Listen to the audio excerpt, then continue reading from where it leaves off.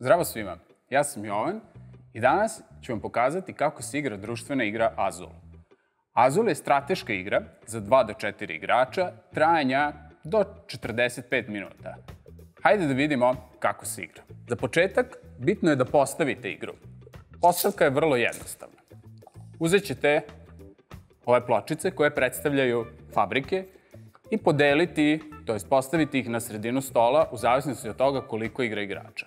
U ovom primeru 5 pločica je za 2 igrača. Ukoliko bi igralo 3 igrača, dodali bi još 2 i ukoliko bi igralo 4 igrača, ukupno bi stavili 9 pločica. Međutim, stavit ćemo primer sa 5 pločica. Svakom igraču dodajte tablu.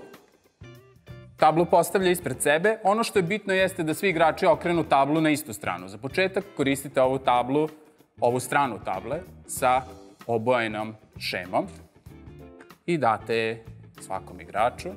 On neće trebati. Igrač koji je poslednji bio u Portugalu će biti prvi igrač.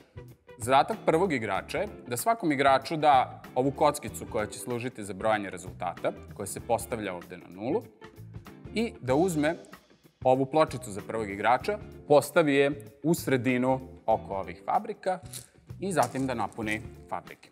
Uzmete iz vreće u kojoj su pločice različite boje i na svaku od fabrika stavite po 4 pločice. U vreći ima jednak broj svih pločica, tako da je verovatnoća da izvučete određenu pločicu ista, barem na početku partije. Nakon što ste izvukli pločice, igra može da počne. Pre prvog kruga pojasnit ću vam kako izgleda tabla za igrače i šta se zapravo na njoj radi. Ovaj ovde deo table predstavlja deo za bodovanje i tu će igrači pratiti koliko imaju poena.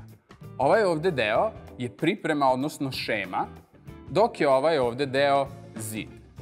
Ovaj ovde deo predstavlja pod i tu ćemo stavljati pločice koje će nam donositi minus poen. Neka ideja igre je da punimo ovu ovde pripremni deo. Kada se napune ovi redovi, lepit ćemo pločice na zid i dobijati poene od njih. Hajde da vidimo kako teče sama igra. Igrači na svom potezu će uzimati pločice iz ovih fabrika, odnosno sa stola. Kada igrač dođe na potez, on će odabrati mesto odakle želi da uzme pločice i uzet će sve pločice iste boje. Evo, na primjer, ovako. A ostatak pločica će premestiti u sredinu. Zatim će te pločice postaviti u svoj pripremnik deo. Hajde da vidimo kako može da ih postavlja, odnosno šta su tu ograničenja. Ukoliko želi, može da je postavi ovaj prvi red gde je samo jedno mesto. Ostatak pločica će nam u tom slučaju propasti, pasti na zid i doneti minus poena, što nije baš optimalan potez. Može da postavi i ovaj red sa 2, tada nam jedna propada. Ukoliko bi postavio ovaj red sa 5, ostaje nam 2 prazna mesta koja nakon toga mora da popuni sa istim tim pločicama. Nakon što je igrač odabrao gde će da postavi, igra sledeći igrač. Kada on dođe na red, on može takođe da odabere neku od fabrika i iz nje uzme pločice, međutim može da odabere i sredinu i takođe po istim pravilima, znači sve pločice iste vrste, uzme sa sredine. S tim što ako je prvi igrač koji uzima sa sredine stola, mora uzeti i ovu pločicu za prvog igrača i ona dolazi u deo za minus poene, a ovu pločicu postavlja na svoju pripremnu stranu table. Igrači će tako uzimati pločice iz fabrika i stola, sve dok ne ostanemo bez pločica. Tada ide sabiranje i kraj runde. Proverit ćemo da li su se stekli uslovi za kraj igre. Ukoliko nisu, idemo u sledeću rundu. Hajde da vidimo kako se pločice lepe na zid, odnosno kako se dobijaju poeni. Nakon što su sve pločice uzete, igrači će preći u lepljenje pločica na zid, odnosno sabiranje poena. Preporuka je da pre nego što se uigrate, svaki igrač ovo radi zasebno, a nakon toga možete svi raditi istovremeno. Uvek krećete od gore ka dole i gledate koliko ste osvojili poena za koju pločicu. Ovu pločicu ovde, pošto je red popunjen, ćemo prebaciti na njeno mesto i ona će nam doneti 1 poen, zato što ne postoji ni jedna pločica sa kojom je ona povezana. To ćemo obeležiti ovako. Zatim, prelazimo na sledeći red, tu nemamo ništa. Idemo na sledeći red i vidimo da je on popunjen. Uzet ćemo prvu pločicu sa desne strane i nju ćemo prebaciti na njeno mesto, dok ćemo ostatak pločica prebaciti u kutiju i tu će ostati. Hajde da vidimo koliko je ova pločica donela poena. Donosi 1 za sebe i sve pločice koje je povezala u redu i koloni. U ovom slučaju nemamo ni jednu u koloni, ali imamo još 2 u redu, tako da je to 1, 2, 3 poena. 1, 2, 3.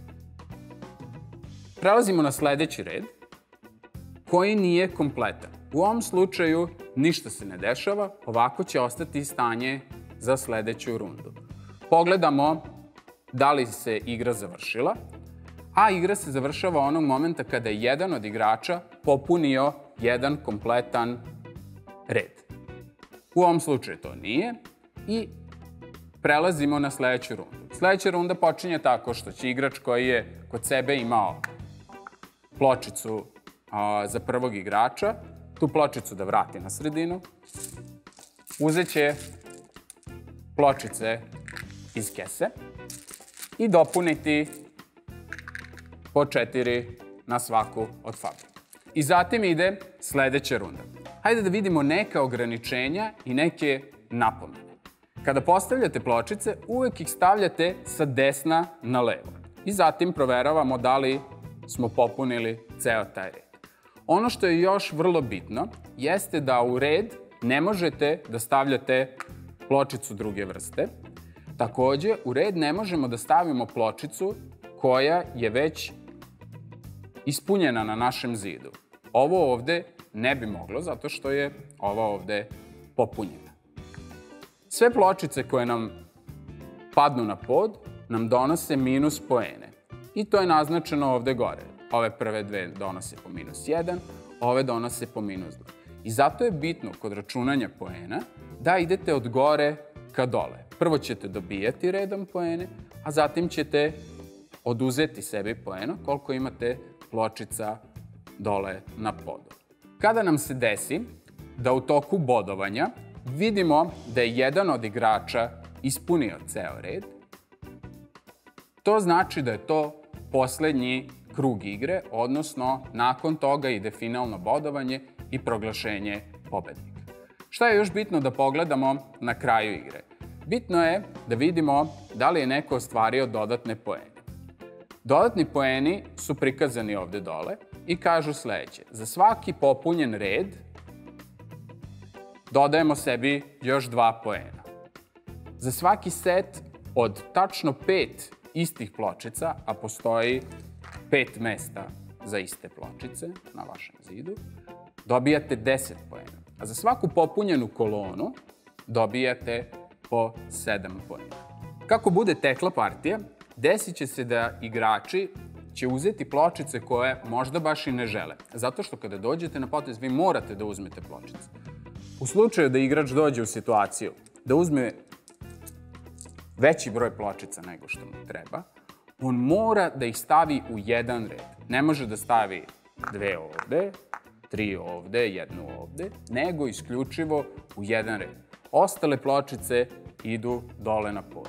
Tako da, uvek možete da stavite iste pločice koje već imate u red ispod, pa da jedna padne. Možete staviti jednu ovde pa da ostatak padne. A možete i drugačije kombinovati.